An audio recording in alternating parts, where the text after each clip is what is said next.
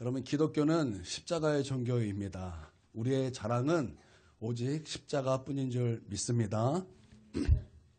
십자가 없이는 우리가 하나님을 만날 길이 없는 거예요. 십자가가 없이는 우리는 본질상 죄와 허물로 말미암아 죽을 수밖에 없고 하나님의 진노 아래 거할 수밖에 없는 여러분 그런 죄인인 것입니다. 그러나 우리 하나님께서는 우리를 사랑하사 당신의 아들을 이 땅에 보내주심으로 말미암아 우리의 죄값을 대신 치르시고 우리 대신 하나님의 심판을 받게 하시고 하나님의 사랑과 하나님의 공의를 만족시키기 위하여 이 땅에 예수 그리스도를 보내주시고 우리 가운데 피 흘리심으로 말미암아 우리 하나님께서 우리를 만나주시고 그 원수된 길을 하나님께서 무너뜨리시고 하나님께서 친히 무너뜨리시고 하나님과 화평할 수 있는 유일한 길을 우리 가운데 부어주신 것이 십자가인 줄 믿습니다. 그러므로 우리의 자랑은 십자가뿐이라는 것입니다. 세상 사람들은 교회에게 이렇게 말합니다. 너희 자랑이 무엇이냐?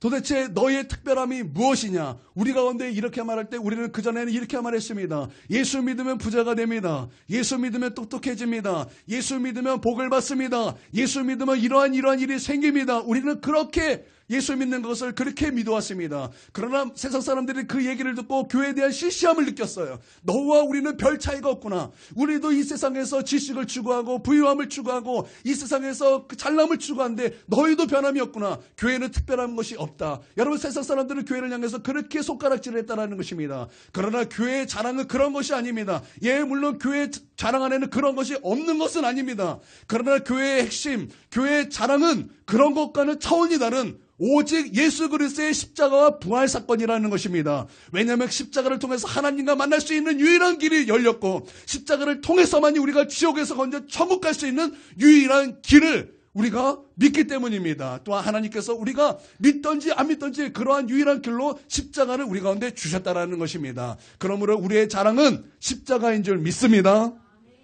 여러분, 사도 바울 얼마나 똑똑한 사람이었습니까? 얼마나 대단한 사람이었습니까? 얼마나 훌륭한 족보를 갖고 있었던 사람이었습니까? 얼마나 많이 배운 사람이었습니까? 여러분, 사람들이 말하기에 사도 바울은 천년 중에 한 명 나올까 말까 한 천재라 그랬어요. 그 정도로 대단한 사람이었다라는 것입니다. 근데 그가 한 것이 무엇입니까? 내가 예수 그리스도를 얻기 위하여 그 모든 것을 분토와 같이 여겼다 그랬어요. 배설물로 여겼다라는 것입니다. 다시 말하면 똥으로 여겼다라는 거예요. 왜요? 예수 그리스도를 얻기 위함 때문에 모든 것을 배설물로 여겼다라는 것입니다. 뿐만 아니라 사도 바울은 그 훌륭한 것을 많이 갖고 있었음에도 불구하고 그가 자랑할 수 있는 많은 조건들을 갖고 있었음에도 불구하고 그런 것들은 자랑할 것이 아니라고 이렇게 말씀하고 있습니다. 그래서 갈라디아서 6장 14절에는 이렇게 말씀하고 있습니다. 그러나 내게는 우리 주 예수 그리스도의 십자가 외에는 결코 자랑할 것이 없으니 이렇게 말씀하고 있다는 것입니다. 그가 뭐 때문에 십자가 외에는 결코 자랑할 것이 없다고 말씀한 것입니까? 그만큼 여러분 우리를 하여금 가장 위대한 일, 가장 축복된 일, 구원을 받는 길은, 천국 가는 길은 오직 예수 그리스도 십자가 외에는 없기 때문이라는 것입니다. 여러분 이것을 믿으십니까? 예, 사도 바울은 그것을 분명하게 깨달았다는 것입니다. 여러분, 사도 바울은 여러분 성경에서 유일하게 천국을 갔다 왔다고 기록한 유일한 사도인 것입니다. 그가 천국에서 많은 비밀을 받고 많은 것들을 그가 들었습니다. 너무나 많은 것을 들었기 때문에 하나님께서 교만할까봐 육체의 가시를 줄 수밖에 없는 그런 위대한 사도였다라는 것입니다. 그런데 그가 그 천국을 보고서 그가 우리 가운데 이렇게 말하기를 우리 가운데 유일하게 자랑할 것은 십자가 외에는 없다라는 거예요. 여러분, 그렇다면 십자가 외에는 자랑할 것이 없는 줄 믿습니다. 그래서 우리의 자랑도 그 어떠함이 아니라 우리의 자랑도 우리가 가지고 있는 어떤 조건이 되는 것이 아니라 오직 우리의 자랑도 유일하게 십자가가 되길 예수님의 이름으로 축복합니다. 또 사도 바울은 고린도전서 1장에서 이렇게 말하고 있습니다. 유대인은 표적을 구하고 헬라인은 지혜를 찾으나 우리는 십자가에 못 박힌 그리스도를 전하니 유대인에게는 거리끼는 것이요 이방인에게는 미련한 것이로되 오직 부르심을 받은 자에게는 오직 예수님을 믿는 자에게는 오직 거듭난 자에게는 오직 하나님의 성전으로 부르심을 받은 그런 자에게는 유대인이나 헬라인이나 그리스도는 하나님의 능력이 하나님의 지혜니라 이렇게 말씀했다라는 거죠. 여러분, 저는 목사가 되기 전에 이제 신학교에 목사가 되기 위하여 신학교에 들어가지 않았습니다. 저는 처음에 그런 생각으로 신학교에 들어간 것이 아니라 복음을 전하고 싶은데 어떻게 복음을 증거해야 될지 모르겠는 거예요. 그냥 예수 그리스도의 십자가는 그냥 알겠는데 그것을 어떻게 말해야 될지도 모르겠고 복음을 전해야 되는데 예수 믿어야 삽니다. 이 말 외에는 어떻게 표현해야 될지 모르겠는 거예요. 그래서 저는 그때 신학교를 가서 그 복음을 잘 배워서 전도하고자 저는 신학교에 들어갈 그 결단을 내렸습니다. 그래서 신학교에 들어갔고 하루는 이제 신학교 서점에 들렸는데 아주 눈에 띄는 책이 제 눈에 들어왔습니다. 그 책 이름은 보혈이라는 책이었습니다. 그때 마이시 차부다가 쓴 보혈이라는 책이었는데 그 보혈이라는 책 그 제목에 옆에 조그만 글씨로 이런 제목과 함께 보혈이라는 그 제목이 써져 있었습니다.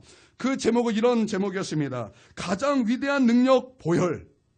가장 위대한 능력 보혈이라는 책이었습니다. 제가 그 책 제목을 읽고 얼마나 큰 은혜를 받고 그 책을 사서 그 책을 읽고 배우고 큰 은혜를 받은 기억이 있습니다. 여러분, 보혈은 하나님의 가장 위대한 능력인 줄 믿습니다. 여러분, 능력이라는 말이 무슨 뜻입니까? 여러분, 능력이라는 말이 사전적 의미가 어떤 뜻입니까? 힘이라는 뜻이에요. 힘이라는 말입니다. 어떤 힘이냐면 어떤 일을 해낼 수 있는 힘이라는 말이에요. 그게 능력이라는 말로 이렇게 표현해서 쓰는 것입니다. 하나님께서는 우리 가운데 능력이 있다라는 것입니다. 어떤 능력인 것입니까? 우리를 구원할 수 있는 능력이 있으신 분이라는 거예요. 보혈은 하나님의 위대한 능력이라는 것입니다. 여러분, 이것을 믿으시길 바랍니다. 여러분, 우리가 능력을 좀 살펴볼 필요가 있습니다. 우리가 하나님의 능력, 구원하는 능력이라면 그 능력의 힘에 대해서는 우리가 좀 이렇게 생각이 잘 안 듭니다. 그러나 우리가 좀 이 정도로 생각해 볼 필요가 있을 것입니다. 우리가 한 100년 전에 일본으로 말미암아 우리는 아주 고통을 당했습니다. 식민지를 받게 되었습니다. 이게 그런 이제 역사에 아픈 역사가 있습니다. 여러분, 그때 우리나라가 어떤 힘이 있었겠습니까? 그때 우리나라에 어떤 능력이 있었겠습니까? 우리나라는 그것을 벗어날 수 있는 힘이 하나도 없었어요.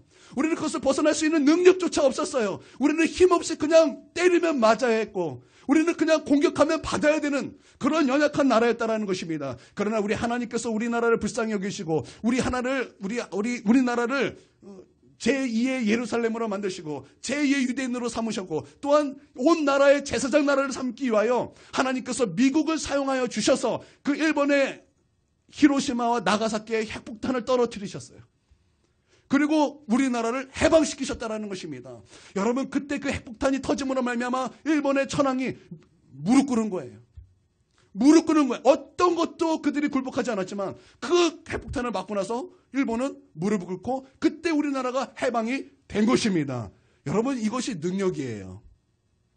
이런 것이 능력이라는 것입니다. 그러나 하나님의 능력은 이런 것과 비교할 수 없을 정도로, 이것과 감히 비교할 수 없는 하나님의 위대한 능력이 하나님께 있다는 것입니다. 여러분, 이런 말 들어보셨을 거예요. 아무리 핵폭탄이 강할지라도 자연 앞에는 비교할 수 없다. 자연이 한번 휩쓸어가는 건 핵폭탄과 비교할 수 없다는 거예요. 여러분, 그 자연을 일으키시는 분이 누굽니까? 그 자연을 창조하신 분이 누굽니까? 하나님이라는 것입니다. 여러분, 이것을 믿으십니까? 만약에 하나님께서 그 능력을 베풀어 주신다면 인간이 할 수 있는 그 어마어마한 능력보다 비교할 수 없는 능력이 우리 가운데 부어진다라는 것입니다. 하나님의 능력 중에 가장 위대한 능력은 다른 것에 있는 것이 아니라, 자연에 있는 것이 아니라 바로 보배로운 피에 있다라는 것입니다. 그러므로 말미암아 그 보혈의 능력은 우리로 하여금 죄에서 우리를 구원하여 주셔서 지옥 갈 수밖에 없는 우리를 천국으로 이끌어 주시는 하나님의 위대한 능력이라는 거예요. 여러분, 바로 보혈은 하나님께서 어떠한 일을 해낼 수 있는 가장 위대한 능력이라는 것입니다. 그 어떤 일은 바로 우리를 구원하는 하나님의 위대한 능력이 보혈에 있다라는 거예요. 예수님께서 십자가에 못 박히셔서 보배로운 피를 다 흘리셨습니다. 예수님이 흘리신 그 보배로운 피는 신비스러운 구원의 위대한 능력이 그 속에 가지고 있는 것입니다. 예수님의 보혈의 지식과 신앙을 가지지 않고는 하나님의 은혜와 축복, 그리고 위대한 승리하는 생활에 들어갈 수 없는 것입니다. 그래서 저는 오늘 이 시간 보혈의 능력에 대해서 여러분과 함께 말씀을 나누도록 하겠습니다. 첫 번째는 죄인과 그리고 보혈의 관계를 말씀드리길 원합니다. 우리는 하나님의 형상과 모양대로 지음을 받은 아담과 하와의 후손들입니다. 여러분, 이것을 믿으십니까? 사도행전 17장 26절에는 이렇게 말씀하고 있습니다. 시작. 족속을 한 혈통으로 만드사. 아멘. 인류의 혈통을 어떻게 만드셨다고요? 한 혈통으로 만드셨다라는 것입니다. 성경은 우리 가운데 분명하게 말씀하고 있다라는 거예요. 너희는 어떠한 줄기가 아니라 한 혈통이라는 것입니다. 이것이 굉장히 중요합니다. 왜냐하면 한 혈통이라는 것은 바로 너희는 아담과 하와의 후손이라는 것입니다. 아담과 하와가 에덴 동산에서 하나님을 반역하고 사망의 선고를 받았습니다. 여러분 이것을 믿으십니까? 성경 우리 가운데 말씀하기를 죄의 싹은 사망이라고 말씀하셨습니다. 죄를 짓는 영혼은 죽으리라. 이렇게 말씀하셨다는 것입니다. 아담과 하와는 하나님을 반역함으로 범죄함으로 말미암아 영혼이 죽었고 에덴에서 쫓겨났고 그 후손들은 잉태할 때부터 죄 중에 잉태하였고 태어날 때부터 죄인으로 태어난 것입니다. 그러므로 온 인류가 아담 안에서 다 죽은 상태가 된 것이에요. 이러므로 다 지옥 판결이 내려져 있고 죄와 허물로 하나님의 진노를 받을 수밖에 없는 그런 운명이 인간의 운명이라는 것입니다. 누구도 자기의 선한 행위나 올바른 행실로 죄에서 사망에서 노연함을 받을 수 없는 비극적인 운명이 인간인 것입니다. 여러분 누가 우리 사람들을 비극적인 죄악에서 용서해 줄 수 있고 건져낼 수 있겠습니까? 죄의 빛은 인간이 청산할 수 없는 것입니다. 왜냐하면 죄의 값은 인간이 죽어야 하기 때문에 스스로가 죽고 난 다음 다시 부활하지 않는 이상 죄값을 갚을 도리가 없는 것이에요. 여러분 인간은 죄값으로 말미암아 모두 다 죽습니다. 저는 이것이 굉장히 궁금했어요. 예전에 저는 내 주위의 사람들이 많이 죽는 것을 보고서 죽음에 대한 충격을 받고 나서 왜 사람은 죽는가? 여러분 사춘기 다 이런 경험하잖아요. 왜 사람은 죽는가? 저도 그것이 굉장히 궁금했습니다. 그러나 저는 남들과 특별하게 죽음에 대해서 좀 더 깊은 그 관심이 있었어요. 왜 죽는가? 답이 없어요. 답이 없어요. 사람은 왜 죽는가? 그냥 자연의 이치인가? 도대체 사람은 왜 죽는 것인가? 죽은 다음에 무엇이 있는가? 내가 뿅하고 없어지는 것인가? 아니면 갑자기 내가 완전히 사라지는 것인가? 아니면 죽음 위에 무엇이 있는가? 저는 그것이 굉장히 궁금했습니다. 아무리 생각해도 아무리 찾아봐도 아무리 훌륭한 사람들이 얘기를 들어도 죽음에 대한 확실한 대답이 없어요. 그러나 내가 예수님을 만나고 나서 그 죽음의 문제가 확실하게 해결되었습니다. 그 죽음의 문제는 바로 죄로 말미암아 온 사망의 선고 때문이요. 그 죽음 이후에는 하나님의 심판이 있고 그 심판으로 말미암아 예수 그리스도를 진정으로 믿는 자는 회개한 자는 하나님의 나라 천국에 들어갈 것이요. 회개하지 않고 예수님을 믿지 않는 자는 지옥의 심판에서 영원토록 고통받게 된다라는 하나님의 놀라우신 신비한 진리를 깨닫게 된 것입니다. 예, 인간은 모두 다 죽는 것입니다. 여러분 그것은 죄의 값으로 죽는 거예요. 죄의 값으로 죽는 것입니다. 그러면 그 죄값을 우리가 갚고 그것을 청산하기 위해서는 사람은 다시 태어나야 되는 거예요. 다시 태어나지 않는다면 우리는 그 죄값을 청산할 수도 없고 완전히 그것을 갚을 도리가 없다라는 것입니다. 그러나 여러분 인간은 한 번 죽고 다시 태어날 수 없는 존재인 것입니다. 그렇죠? 너무나 당연한 얘기하죠. 예, 우리가 그 죄를 갚을 도리가 없다라는 거예요. 그리고 죄인이 죄인을 또한 구원할 수도 없다라는 것입니다. 그런데 성경이 말씀하시기를 하나님은 하실 수 있다라는 거예요. 하나님은 하실 수 있다라는 것입니다. 여러분 이것을 믿으십니까? 그래서 예수님께서 요한복음 3장 16절에 이렇게 말씀하고 있습니다. 하나님이 세상을 이처럼 사랑하사 독생자를 주셨으니 이는 그를 믿는 자마다 멸망하지 않고 영생을 얻게 하려 하심이라. 하나님께서 죄인들을 사랑하셔서 우리의 죄값을 대신 짊어지시고 우리를 위하여 하나님 앞에 심판을 받아주실 하나님의 독생자 예수님을 하나님이 보내주신 거예요. 여러분 천사가 사람을 대신해서 죽을 수 없는 것입니다. 또한 하나님도 사람을 위해 대신 죽을 수 없는 거예요. 사람이 죄를 지은 이상 사람이 죄를 대속할 수 있는 거예요. 그런데 사람은 자기 죄를 대속할 수가 없어요.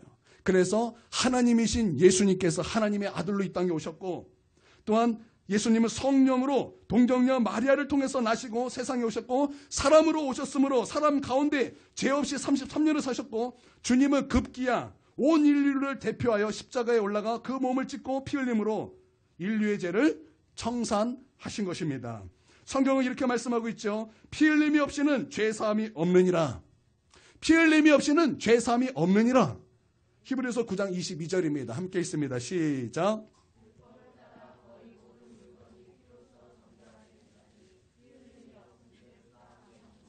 예, 피 흘림이 없은즉 죄사함이 없는 줄 믿습니다. 레위기 17장 11절입니다. 함께 읽습니다. 시작. 육체의 생명은 피에 있음이라. 내가 이 피를 너희에게 주어 제단에 뿌려 너희의 생명을 위하여 속죄하게 하였나니 생명이 피에 있으므로 피가 죄를 속하느니라. 성경은 피 흘림이 없이는 죄사함이 없다고 말씀하고 있는 것입니다. 죄값은 피를 흘려야만 한다는 것입니다. 여러분 이것을 믿으십니까? 여러분 이것을 믿으십니까?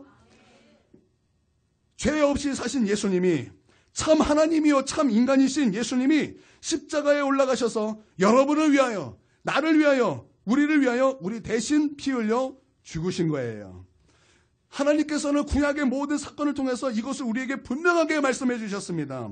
여러분 아담과 하와가 범죄하여 반역하였습니다. 그들은 자신의 죄를 보았어요. 그리고 자신이 죄가 있다는 것을 깨닫게 되었습니다. 그전에는 빨가벗고 있어도 부끄러움이 없었어요. 왜냐하면 죄가 없었기 때문에. 그러나 그들이 선악과를 먹고 죄가 그 안에 들어왔고 수치스러웠고 부끄러웠고 또한 하나님 앞에 설 수가 없었습니다. 하나님께서 아담아 내가 어디 있느냐 말씀하실 때 그들은 하나님을 피하고 싶었습니다. 하나님이 불편했습니다. 하나님이 우리 그 가운데 있는 것이 굉장히 싫었어요. 그래서 그들은 하나님을 피했습니다. 하나님을 피한 것이 그들에게는 더욱더 편한 것이었어요. 왜냐하면 죄가 하나님을 가리었고 죄가 하나님과 원수되었고 하나님은 거룩하기 때문에 여러분 죄를 가지고 있는 사람이 하나님 앞에 설 수 없는 것입니다. 여러분 마치 이런 것 같아요. 여러분 깨끗한 옷을 입었습니다. 오늘 정재 지사님이 아주 하얀 옷을 입고 오셨는데 하얀 옷을 입고 있는데 옆에 사람이 라면을 먹다 김치를 들다가 김치 국물 깍두기 국물이 그 흰 옷에 딱 튀었어요. 그러면 흰 옷을 입은 정재 지사님은 어떨까요? 그 안에서 숨어있던 본성이 나올지도 몰라요. 흰 옷 입은 사람이 또 누구예요? 예, 그런 거죠. 여러분 하나님은 거룩하십니다. 여러분 이것을 믿으십니까? 근데 죄를 가진 인간이 그 거룩하신 하나님 앞에 설 때 하나님은 굉장히 불쾌하신 거예요. 그래서 여러분 잘 보십시오. 죄를 가진 인간이 인간 앞에 하나님을 함께하고 싶으셨습니다. 여러분 이것을 믿으십니까? 그래서 하나님은 성전에 계셨습니다. 그러나 성전에 계셨음에도 불구하고 아무도 하나님 앞에 다가갈 수 없었어요. 왜요? 하나님이 막으셨습니다. 죄를 가진 인간이 하나님을 만날 수 없기 때문에 1년에 한 번 그 어린 양의 피를 뿌린 대제사장이 1년에 한 번 이스라엘의 그 죄를 사하기 위하여 한 번 들어갈 수 있었어요. 근데 그 대제사장도 죄가 있었으면 들어가서 죽었습니다. 예, 하나님 앞에서 죄를 가진 인간이 설 수 없는 거예요. 하나님 편에서만 그럴까요? 인간의 편에서도 마찬가지입니다. 인간의 편에서도 죄를 가지고 하나님 앞에 선다라는 것은 굉장히 싫은 거예요. 굉장히 불편한 것입니다. 여러분 이것을 믿으십니까? 그래서 여러분 불신자들 잘 보십시오. 그들은 하나님 앞에 서는 것을 굉장히 불편해합니다. 하나님을 믿는 것을 굉장히 불편해하는 것입니다. 그러나 우리가 알아야 되는 것은 그것이 바로 저주라는 것을 알아야 되는 거예요. 그것이 바로 저주 중에 저주라는 것을 우리는 분명히 믿고 깨달아야 되는 줄 믿습니다. 저는 어렸을 때 불장난을 굉장히 좋아했습니다. 너무나 좋아했습니다. 제가 어렸을 때는 게임 같은 것도 별로 없었고요. 놀만한 것들은 별로 없었어요. 지금처럼 놀만한 것이 없어요. 그냥 바깥에 나가서 팽이치기 하고 딱지치기 하고 또 나가서 다방구하고 술래잡기 하고 또 하나 있는데 그것이 그때 제가 어렸을 때 학교에서는 소각장이라는 것이 있었어요. 소각장. 그래서 지금은 이제 안 그러죠. 그래서 제가 초등학교 때는 학교 소각장에 있어가지고 모든 쓰레기를 다 소각장에 태웠어요. 우리 학생들하고는 약간 세대 차이가 났죠. 제 때는 국민학교였어요. 저는. 예. 저는 그때 불장난을 참 좋아했고 불장난을 많이 했습니다. 불장난하지 않게 되길 바랍니다. 굉장히 무서운 거예요. 저희 어머니가 어렸을 때 불장난을 하다가 집을 홀랑 태운 적이 있습니다. 저도 그 피를 이어받아서 불장난을 굉장히 좋아했고 저도 집을 홀라당 태울 뻔한 일이 있었습니다. 제가 7살, 8살 때 7살인가 8살인가 잘 모르겠습니다. 할머니 집에 가는 것을 너무나 기쁘고 행복한 일로 여겼습니다. 그래서 제가 자고 일어나면 여기가 할머니 집이었으면 좋겠다. 내가 눈을 떠서 장롱을 보면 그것이 우리 집 장롱이 아니라 할머니 집 장롱이었으면 좋겠다. 저는 늘 그런 생각을 품고 있었어요. 그만큼 할머니, 할아버지를 좋아했고 보고 싶어했고 그리워했습니다. 한 번은 할머니 집에 친척 동생과 함께 가게 되었습니다. 그리고 놀다가 뭐 놀 게 뭐가 있겠어요. 할머니 집에는 시골이니까 더 놀 게 없는 거예요. 친구도 없고 놀 게 없는 거예요. 그때 마침 저희 할머니 집은 시골이었기 때문에 그 앞에 아주 큰 소뚜껑을 이걸 사용하는 집이었기 때문에 큰 소뚜껑이 있었습니다. 그래서 소뚜껑을 사용하려면 무엇을 해야 됩니까? 불을 떼야 되는 거예요. 불을 떼기 위해서 무엇이 필요합니까? 성냥이 필요한 거예요. 그때 그 성냥은 네모난 각이 아니라 그 팔각형 이만한 성냥. 그 성냥이 그 집에 굉장히 많았습니다. 저는 그때 신난다. 그러고 나서 그 성냥을 가지고 그 동생과 함께 제가 동생을 이끌어서 리더십을 발휘하여 동생을 이끌고 그 가마솥 밑에다가 막 성냥을 집어넣고 불을 떼고 나무를 떼고 하여튼 그리고 재밌게 놀다가 할머니한테 걸렸습니다. 할머니한테 걸려서 실컷 혼나고 성냥을 빼앗겼습니다. 할머니가 하지 말라고 이렇게 저에게 경고를 했습니다. 경고를 하면 하지 말아야 되는 것인데 우리 아그들 경고를 하면 하지 말아야 되는 것이에요. 그런데 저는 불순종하였습니다. 저는 할머니의 말에 불순종했어요. 저는 할머니의 말을 멸시했어요. 그리고 저는 그 성냥을 들고 동생을 이끌고 저는 어렸을 때부터 리더십이 있었어요. 그래서 동생을 이끌고 산에 올라갔습니다. 산에 올라가기 전에 먼저 할머니 밭에 들어갔어요.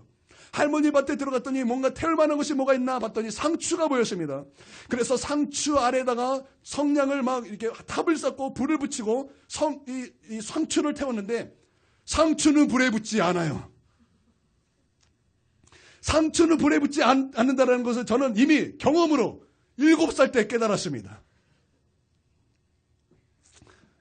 7살 때 깨닫고 왜 상추에 불이 붙지 않는가? 저는 굉장히 속이 상해서 이번에는 산으로 올라갔습니다. 그때는 이제 여름하고 가을 그 중간에 있었기 때문에 아주 불을 붙이면 잘 타는 아주 그냥 시원한 바람이 불고 좀 이제 뭔가 이제 습한 것이 사라지고 건조함이 있는 그런 상태였습니다. 저는 무덤 옆에 친척 동생과 함께 이제 놀기 시작했습니다. 성냥을 탑을 쌓고 불을 붙였습니다. 불이 활활 잘 타요. 그러고 나서 옆에 조금씩 이제 불이 붙어서 이 정도 이렇게 막 불이 번져요. 그러면 저는 이제 그때 불이 번지니까 그때 막 끕니다. 그러고 나서 몇 번씩 더 했어요. 하다가 간이 붙기 시작했습니다. 저는 간이 붙기 시작했어요. 그래서 더욱더 담대해졌습니다. 그러고 나서 좀 더 불을 붙여보자. 그러고 나서 불을 붙였습니다. 그러고 나서 이제 불을 붙였더니 이제 지름 30cm, 한 요 정도예요. 30cm, 요 정도. 30cm의 불을, 제 어렸을 때 기억으로 그냥 30cm. 불을 붙였습니다. 그리고 불을 꺼야지 그랬는데 세상에 30cm의 지름인데 불이 안 꺼져요. 7살의 손바닥이 뭐 얼마나 크고 발바닥이 얼마나 크겠습니까? 밟아도 손으로 때려도 불이 꺼지지 않는 거예요. 오히려 불은 붙여서 옆으로 번지기 시작하는 것입니다. 저는 7살 때 너무나 깜짝 놀랐어요. 세상에 이런 일이 불이 꺼질 줄 알았는데 불이 꺼지지가 않는 거예요. 저는 놀라 자빠졌습니다. 어떻게 할까 망설이고 긴장하고 놀래서 어떻게 할까 그냥 산속으로 도망가게 되었습니다. 불은 점점 타오르는 거예요. 불은 이미 저의 키를 넘어섰어요. 불은 활활 타오르면서 산불로 이어지기 일보 직전이었습니다. 불은 측량할 수 없을 정도로 그 넓은 크기를 이미 태웠습니다. 저는 놀라서 산 깊은 곳에 들어갔습니다. 저는 산 깊은 곳에 들어가자마자 뒤돌아서 그 불 붙는 광경을 지켜보면서 두려움에 있었습니다. 떨고 있었습니다. 어떻게 하나 이것을 가서 말해야 되는가 아주 두려움에 떨고 그렇게 지켜보고 있었습니다. 그때 마침 신기한 일이 벌어졌어요. 어느 5사람, 6사람 정도가 리어커를 끌고 그 리어커 안에는 볕단을 잔뜩 싣고 마치 처음부터 우리를 보고 있었던 것처럼 그렇게 급하게 산으로 뛰어 올라왔어요. 정말 달려 올라왔어요. 그래서 그 지프로 볕단을 가지고 그 불을 사정없이 내려쳤더니 그 불이 막 세력을 잃고 점점점 죽어가더니 불이 싹 꺼지는 거예요. 그러고 나서 이 아저씨들이 똑같은 옷을 입었어요. 녹색, 아직도 기억해요. 녹색 모자에 그 옛날에 그 왜 교련복 같은 그런 옷. 그런 똑같은 옷을 입고 그 불을 끄면서 저를 향해서 딱 손가락질을 하면서 불장난하지 마라. 그리고 내려가는 거예요. 저는 그때 그 사람들이 천사라는 것을 믿습니다. 왜냐하면 거기는 논이 없는 지역이었어요. 거기는 논이 없는 지역이었어요. 그리고 그때는 추수 때가 아니었어요. 그때는 추수 때도 아니었어요. 예전에 한 100년 전에 고종황제가 이승만 대통령을 이제 죽이려고 이승만 건국 대통령 청년 이승만을 죽이려고 깡패들을 동원했습니다. 그래서 이제 이승만이 있는 곳에 깡패들이 갔습니다. 이승만을 죽여라 갔는데 이승만이 이제 깡패들을 보고 이제 도망가려고 그러는데 갑자기 누군가가 손을 확 잡더래요. 골로 가면 죽습니다. 반대편으로 가십시오. 그때는 사진이 없잖아요. 지금처럼 뭐 사진 인화가 되는 것도 아니고. 그래서 당당하게 깡패가 있는 쪽으로 걸어갔대요. 여러분 깡패들이 생각하기를 뭐라 그래요? 아, 저놈은 이승만이 아니구나. 그랬을 거 아니겠습니까?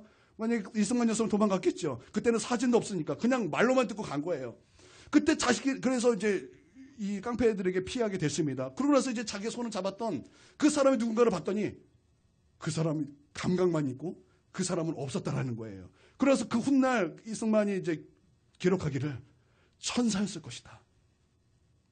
이렇게 기록했어요. 마치 그런 것처럼 하나님께서 우리 큰은혜 교회를 세워야 되기 때문에 이곳에서 구원받을 영혼들이 있어야 되기 때문에 하나님께서는 저를 천사를 통해서 천사를 보내주셔서 저를 살려준 줄 믿습니다. 제가 그것을 보고서 마치 느꼈다니까요. 어렸을 때. 아, 처음부터 나를 보고 있었구나. 제가 그것을 어렸을 때 느꼈어요. 예, 그렇게 해서 산불이 꺼졌습니다. 신기하죠. 너무나 놀랐어요. 그리고 저는 아무 일 없었듯이 할머니 집에 들어갔어요. 그러고 나서 할머니는 이 사실을 모릅니다. 할머니는 이 사실을 몰라요. 근데 저는 할머니를 보자마자 할머니가 싫어졌어요. 할머니가 그렇게 좋았던 할머니가 불편해졌어요. 그렇게 가고 싶었던 할머니 집이 이제는 싫어지고 빨리 집에 가고 싶은 거예요. 왜요? 여러분 왜 그렇습니까? 할머니가 하지 말라는 불장난을 했기 때문이에요. 여러분 우리가 하나님한테도 마찬가지입니다. 죄를 가진 인간은 하나님이 불편한 거예요. 하나님이 싫어지는 거예요. 하나님을 떠나고 싶은 거예요. 여러분 그것이 바로 저주인 줄 믿으시길 바랍니다. 그래서 하나님 앞에 나오 회개하고 예수님을 영접하시길 주님의 이름으로 축원드립니다. 그래서 하나님은 피를 흘림으로 말미암아 죄를 가려주신 거예요. 구약의 개념은 죄를 가려주시는 거니까. 신약의 개념으로는 죄를 청산해 주신 거예요. 여러분 믿으십니까? 그래서 아담과 하와가 그 자기의 죄를 가리기 위해서 나뭇잎을 가렸지만 그 나뭇잎은 햇빛이 그냥 잠깐 비치면 바짝 마르는 거예요. 그것은 자기의 죄를 감출 수가 없는 것입니다. 그래서 하나님께서 하신 것이 무엇입니까? 짐승을 잡아서 그 가죽옷을 아담과 하와에게 입히셨다라는 것입니다. 여러분 짐승을 잡아서 가죽옷을 입히셨다라는 것은 어떤 의미가 있습니까? 짐승을 잡아 죽임으로 그 피를 땅에 흘리고 아담과 죄를 피로 말미암아 가려주시고 용서해 주셨다라는 거예요. 여러분 이것이 바로 예수님의 십자가의 예표며 예수님의 그림자인 것입니다. 하나님께서는 예수님의 십자가를 우리에게 보여주신 거예요. 여러분 이것을 믿으십니까? 성경은 그 개념을 계속 말하고 있습니다. 그가 찔림은 우리의 허물 때문이요 그가 상함 우리의 죄악 때문이라. 우리의 모두의 죄악을 그에게 담당시키셨도다. 예수님께서 우리 위해서 하신 것이 무엇입니까? 십자가에 달려 피 흘리신 거예요. 그 피로 말미암아 우리를 단번에 용서해 주셨다는 것입니다. 여러분 이것을 믿으시길 바랍니다. 에덴 동산에서 쫓겨난 아담과 하와는 자녀를 낳았습니다. 첫째 자녀는 가인이었고 둘째 자녀는 아벨을 낳았습니다. 그들이 커서 하나님께 예배를 드렸습니다. 가인은 농사를 짓는 사람이었으므로 그가 지은 농사로 하나님께 예배를 드렸고 아벨은 양을 치는 자였으므로 양의 첫 새끼를 잡아 피 흘림을 통해서 하나님께 예배를 드렸습니다. 그때 하나님께서는 가인의 예배를 받지 아니하셨고 아벨의 예배만 받으셨습니다. 왜 하나님은 아벨의 예배만 받으셨습니까? 여러분 왜 하나님은 아벨의 예배만 받으셨습니까? 우리는 이것을 분명히 알아야 되는 것입니다. 하나님께 나아가는 자는 피를 통해서만 나아갈 수 있기 때문입니다. 하나님께 나아가는 자는 농산물로 나가는 것이 아니에요. 어떠한 이 땅의 자연물로 나가는 것이 아닙니다. 하나님께 나아갈 수 있는 유일한 길은 피를 통해서만 나아갈 수 있다는 것입니다. 여러분 이것을 믿으십니까? 여러분 이것을 믿으십니까? 여러분 예수님께서 십자가에 달려 피 흘려 죽으실 때 여러분 성전에서는 또 다른 놀라운 역사들이 있었습니다. 예수님께서 십자가에 달려 죽으실 때 성전은 지진이 일어났고 성전은 흔들렸습니다. 성전이 흔들릴 때 여러분 성전 안에는 성소와 지성소로 나눠져 있고 지성소에는 하나님의 임재가 있는 곳으로 거기 휘장이 처해져 있어요. 휘장은 단순히 커튼을 얘기하는 것이 아닙니다. 휘장은 해달 가죽으로 되어 있었고 단순히 그냥 1mm 이 정도가 아니라 두께가 제 기억이 안 나는데 몇 센치예요. 그러니까 사람으로 찢을 수 없는 그런 가죽으로 휘장이 쳐져 있다는 거. 아무도 들어갈 수 없는 곳. 여러분 그때 예수님께서 죽으실 때 그 휘장이 성경에서는 위에서 아래로 찢어졌다. 다른 곳에는 가운데에서부터 찢어졌다. 이렇게 말씀하고 있다는 것입니다. 그렇다면 그 휘장은 누가 찢으신 것입니까? 누가 찢으셨다는 것입니까? 하나님께서 찢으셨다는 것입니다. 근데 그 휘장 안에는 무엇이 있었습니까? 하나님의 임재가 있었다는 것입니다. 하나님이 그 안에 계셨다는 것입니다. 그전에는 그 임재가 가려졌어요. 그전에는 그 임재를 볼 수가 없었어요. 죄를 가진 인간은 그 임재 가운데 들어가면 죽었어요. 그러나 이제는 예수 그리스도의 십자가의 피 흘림을 통해서 이제는 하나님께서 하나님의 임재를 가렸던 휘장을 찢으시고 그 하나님을 이제 모든 사람 앞에 나타내 주셨다라는 것입니다. 이것을 다시 말하면 이렇게 말할 수 있을 것입니다. 이제는 예수 그리스도의 보배는 피로 말미암아 하나님께 나아갈 수 있는 길이 활짝 열렸다라는 거예요. 예수님께서 이렇게 말씀하셨습니다. 예수께서 이르시되 나는 곧 길이요 진리요 생명이니 나로 말미암지 않고는 아버지께로 올 자가 없느니라. 여러분 하나님께 나아갈 수 있는 것은 예수 그리스도의 십자가의 피로 말미암아 된 것이에요. 여러분 하나님께 나아갈 수 있는 유일한 길은 예수 그리스도의 십자가인 것입니다. 유일한 길, 유일한 진리, 유일한 생명. 여러분 그것은 예수 그리스도의 십자가의 보배로운 피뿐인 줄 믿으시길 바랍니다.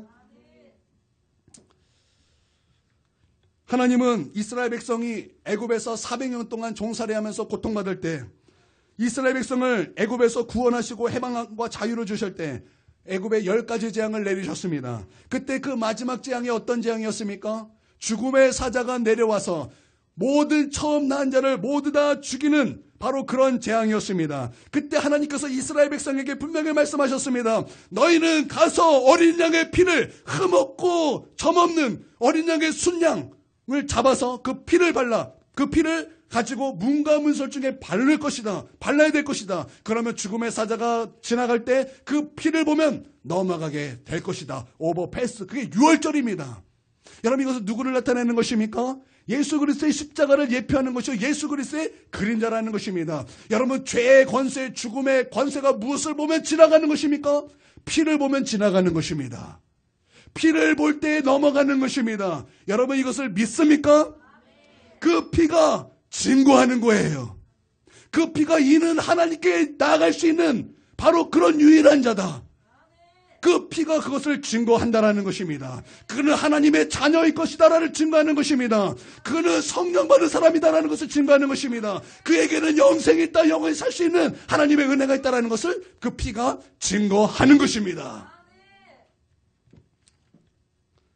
피를 보면 떠나가는 거예요. 가인이 아벨에게 화가 났습니다. 왜 너의 예배만 받고 나의 예배는 받지 않은가? 굉장히 화가 났습니다. 그리고는 들로 아벨을 불렀습니다. 그리고 돌로 쳐 죽였습니다. 그 피가 땅에 흘렀습니다. 하나님께서 가인에게 말씀하셨습니다. 너의 아우의 내 아우 아벨이 어디 있느냐? 발음이 안 되네. 내 아우 아벨이 어디 있느냐? 가인이 뻔뻔스럽게 대답합니다. 내가 알지 못합니다. 내가 아우를 지키는 자니까? 내가 아우를 지키는 자니까? 그때 하나님께서 이렇게 말씀하셨습니다. 너의 아우 핏소리가 내게 호소하는구나. 너의 아우의 피가 내게 말하는구나. 여러분 피는 말하는 것입니다. 여러분 피는 말하는 것입니다.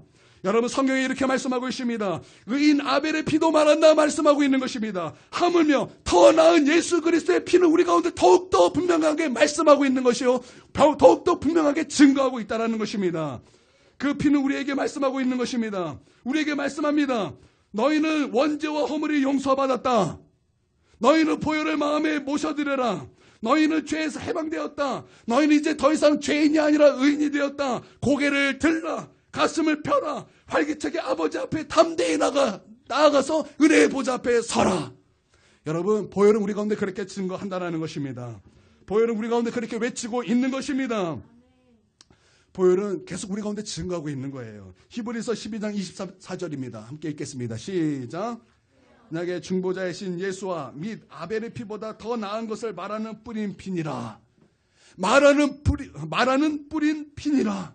그 피가 말한다라는 것입니다. 그 피가 우리 가운데 증거한다라는 것입니다. 그 보혈은 지옥 갈 수밖에 없는 죄인을 천국 가게 하는 하나님의 능력이라고 말씀하고 있는 것입니다. 그 피가 우리 가운데 증거하고 있는 것입니다. 이것은 종교로 되는 것이 아니고 수양과 도덕으로 되는 것도 아니고 죽은 행실을 통해서 되는 것도 아니라 우리를 위해 십자가에 피 흘려주신 예수님을 믿음으로 말미암아 죄 값없이 그 피로 구원 받은 것을 말하는 거예요. 여러분, 보혈만이 지옥에서 천국으로 가는 하나님이 만드신 고속도로인 줄 믿습니다. 이 보혈이 아니면 죄에서 용서받을 수 없는 줄 믿습니다. 이 보혈로 부끄러움 없이 하나님 앞에 설 수 있으며 마귀가 손가락질하는 손가락으로 참소할 수 없게 되었고 하나님께서 그 보혈로 우리를 보시기 때문에 마치 부족하고 못나고 못 살아도 죄를 한 번도 지은 적이 없는 의인으로 보아주시는 것입니다. 여러분, 이게 얼마나 은혜입니까? 여러분, 죄 안 짓고 사십니까? 여러분, 죄 안 짓고 사십니까? 우리가 얼마나 많은 죄를 짓고 삽니까? 우리가 얼마나 하나님 앞에 넘어지며 삶고 하나님을 반역하며 삽니까? 그러나 예수 그리스도의 보배로운 피를 우리의 마음에 모셔드리고 하나님께 회개할 때는 우리 하나님께서는 우리로 하여금 한 번도 죄를 지은 적이 없는 그런 의인으로 보아주신다라는 것입니다. 할렐루야. 여러분, 이게 얼마나 은혜입니까? 이게 얼마나 큰 하나님의 사랑인 것입니까?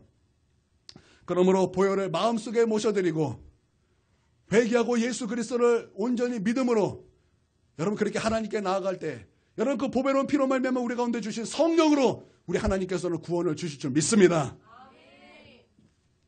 다른 길은 없는 거예요. 하나님께 나아갈 수 있는 다른 길은 없는 것입니다. 성령은 처음부터 끝까지 예수 그리스도의 보배로운 피, 어린 양의 보배로운 피, 그것을 말씀하고 있다는 것입니다. 할렐루야. 두 번째는 마귀와 보혈의 관계를 말씀드리겠습니다.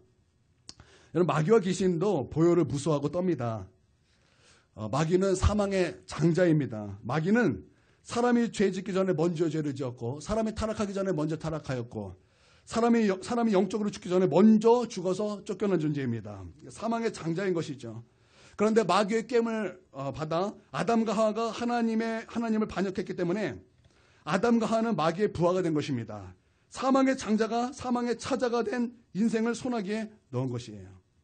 그에 따라 하나님께서 이 세상을 아담에게 주셨는데 아담이 마귀에게 굴복하였기 때문에 이 세상 모든 권세가 마귀의 손아귀에 들어가고 마귀는 세상 임금이 된 것입니다.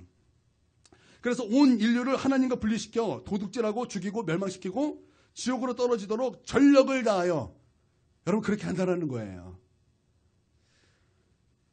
마귀는 인류 타락 이후 예수님이 오시기 전까지 세상 임금 노릇을 한 것입니다. 그러나 마귀가 이 세상에서 임금 노릇한 유일한 이유는 아담이 죄짓고 타락했기 때문입니다. 그러나 먼저 이제 하나님의 아들 예수님이 이 땅에 오셔서 십자가를 짊어지시고 피 흘리셔서 하나님 앞에 인간의 죄값을 탕감해 주셨어요. 십자가의 보배로운 피가 우리의 마음에 들어올 때 세상 임금 마귀는 한 길로 왔지만 7길로 도망가게 되는 것입니다. 죄값으로 인류의 죄를 잡고 있던 마귀가 보혈이 마음에 들어오자마자 죄값이 청산되었으므로 더 이상 죄인이 아니요 하나님의 자녀요 영생이 들어오고 성령이 들어오고 삼위일체 하나님이 우리 마음속에 들어옴으로 말미암아 우리가 하나님의 성전이 되었기 때문에 마귀는 쫓겨나게 되는 것입니다. 이제 예수님 앞에 나와 회개하고 예수님을 진실로 영접하여 그 피를 주장하면 마귀는 한 길로 왔다가 7길로 도망가게 될 것입니다. 여러분, 그 피는 이것을 우리 가운데 증언하고 있는 것입니다. 그걸 우리 가운데 말씀하고 있는 것입니다. 여러분, 마귀가 우리 가운데 엉겅퀴와 가시 같은 생각을 줄 것입니다. 그러나 예수님께서는 예수님의 그 머리에 가시관을 씌우시고 피 흘려 죽으셨습니다. 그러므로 여러분, 보혈을 주장하시길 바랍니다. 보혈을 주장할 때 주의 성령께서 우리 가운데 그 엉겅퀴와 가시 같은 그런 생각들, 부정적이고 악하고 두려움을 주고 우울하게 하고 답답하게 하는 그런 악한 생각들을 파쇄하고 성령의 기쁨과 구원의 즐거움을 우리 가운데 부어 주실 것입니다. 우리가 도덕적으로 약하고 영적으로 약하고 믿음이 약하고 기도가 약하고 우리의 연약함을 가지고 사단이 우리 가운데 손가락질하고 참수할 때 여러분 보혈을 주장하십시오. 여러분, 우리의 연약한 것은 자타가 공격하는 거예요. 여러분 강하십니까? 여러분 강하십니까? 우리는 강하지 않습니다. 추우면 옷을 입어야 되고, 배가 고프면 밥을 먹어야 되고, 더우면 옷을 벗어야 되는 약한 존재예요. 예, 보혈을 주장하십시오. 보혈을 통해서 성령이 우리에게 오셔서 우리의 약함을 도와주실 것입니다. 성령이 우리 가운데 지식과 명철과 판단력이 되시고, 의가 되시고, 평화가 되시고, 기쁨이 되시며, 그 보혈이 우리 가운데 역사하여 주셔서 사탄이 한 길로 왔다가 7길로 도망가게 될 것을 나는 믿습니다. 여러분, 보혈의 능력, 이 보혈의 능력을 가지시길 바랍니다. 이 보혈의 지식을 가지시길 바랍니다. 이 보혈은 하나님의 가장 위대한 능력인 것을 믿으시길 바랍니다. 예수님을 믿을 때 보배로운 피로 말미암아 우리는 구원받은 줄 믿습니다. 여러분, 보혈 찬양을 부르시길 바랍니다. 보혈을 높이시길 바랍니다. 보혈을 믿으시길 바랍니다. 주의 보혈 능력이 있도다. 주의 피 믿어. 여러분, 그 찬양이 우리의 진실한 찬양이 되고 우리의 고백이 되게 할 예수님의 이름으로 축원드립니다. 아멘.